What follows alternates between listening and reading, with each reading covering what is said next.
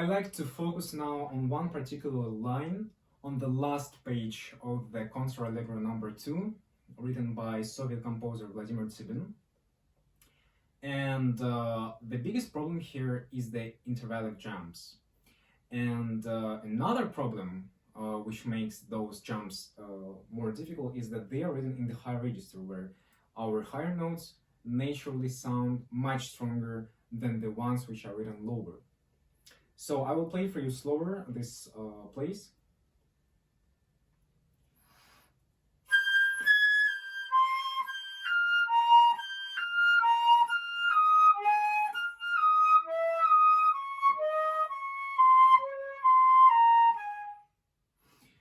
Why it is challenging?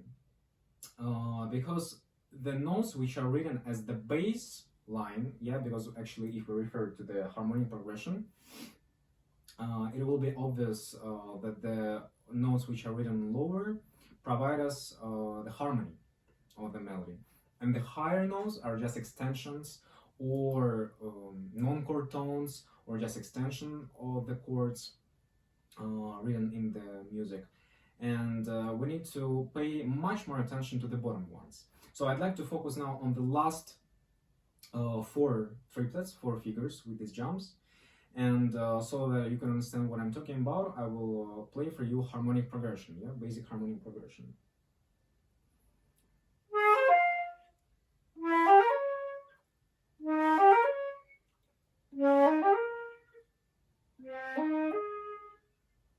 That's why it is important to understand what is the main idea in the music written for us, as a single line instrument. Are we playing all the notes and all of them are important, or just the framework, which is actually the harmonic progression, is the one which is important and worth our attention?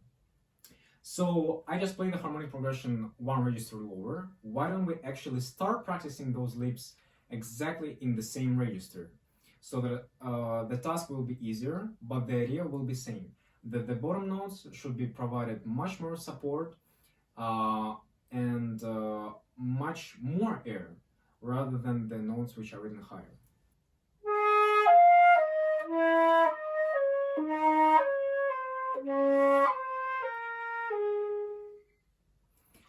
So you can try actually to play the same pattern over and over again, so that you can accustom yourself to this feeling where you need to provide more support to the bottom notes and give less intensity on the higher ones. You should do that more often on the lower register, so that actually you will not be forced by trying to play this pattern already in the original register to tense your lips. Because naturally, when we're trying to approach the higher register in software dynamics, first instinct which we would follow is to squeeze something, is to naturally press harder, make the sound tighter, more narrow, and actually less attractive. So try to watch yourself when you're practicing, that actually most of the time your embouchure is relaxed and the abdominals are doing all the hard work here. I would like to repeat again.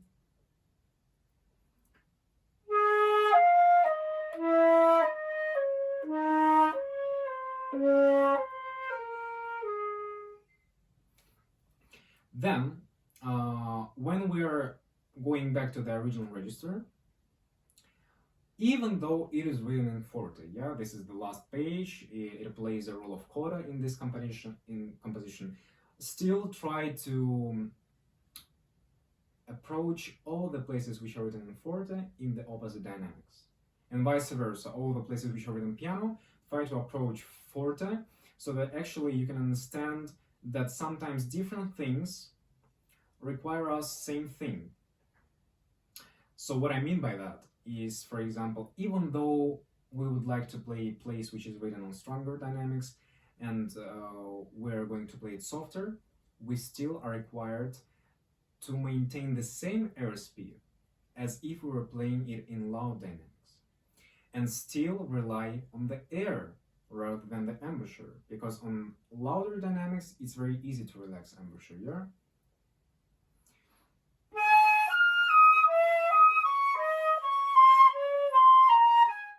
all we need to do is just to adjust the airstream by the slight lip movement. In softer dynamics, we have to watch out that the higher notes will not stick out.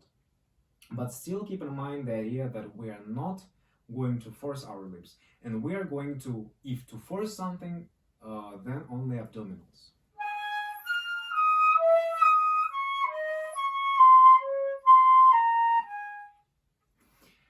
One important thing here is the stability of the embouchure. At the same time, relative relaxation, because we still need to maintain the firmness in between the lips. And stability and strength in the abdominal muscles. Imagine that we are lifting something heavy. So we could compare this kind of feeling in our abdominals to the one which we are required to have in this exercise. Then another good idea is to practice something what is written legato separately, not necessarily staccato, but try to do that in detached articulation.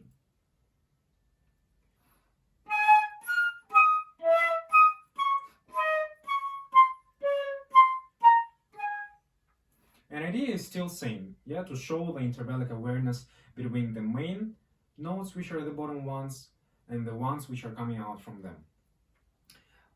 Then another good exercise is to use just in general different articulation. We can use different patterns, combine tongued articulation with the one which is slurred. For example,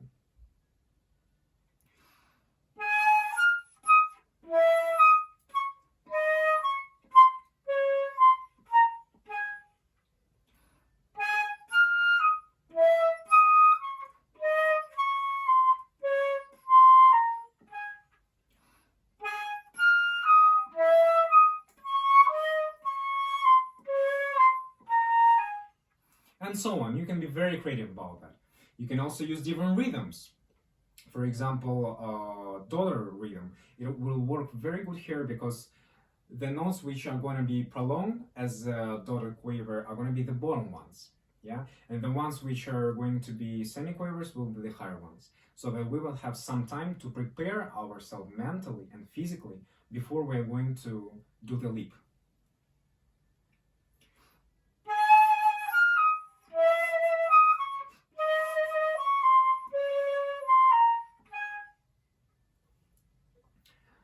Then another good way to practice those leaps is to use frullato articulation.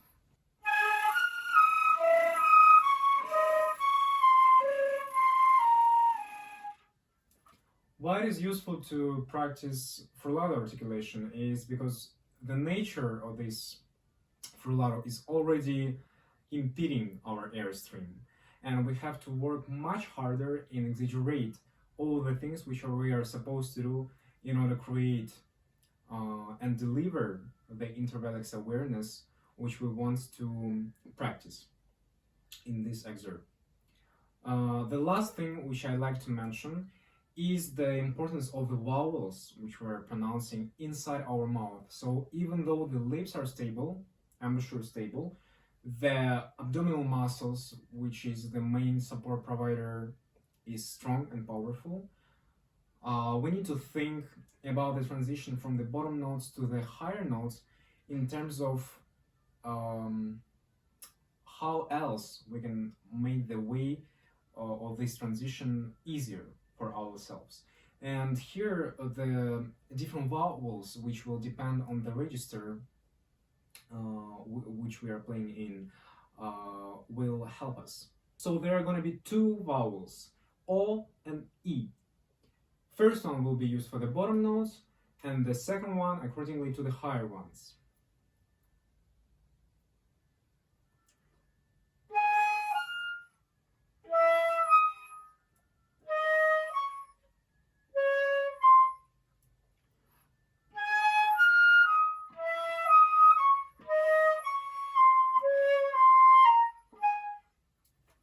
The secret is simple. The more open vowel, which is O, will allow us to provide more air support on the bottom notes. And the closer vowel, which is E, the more closed vowel, will help us to create this focus of softness on the higher note. because now on this vowel E we're gonna have much smaller space in between our jaws, and the more focused airstream which will hit in the upper direction, the edge of the tone hole in the flute. So basically those were some key ideas and suggestions for practicing big intervals on the flute. I hope that will help you.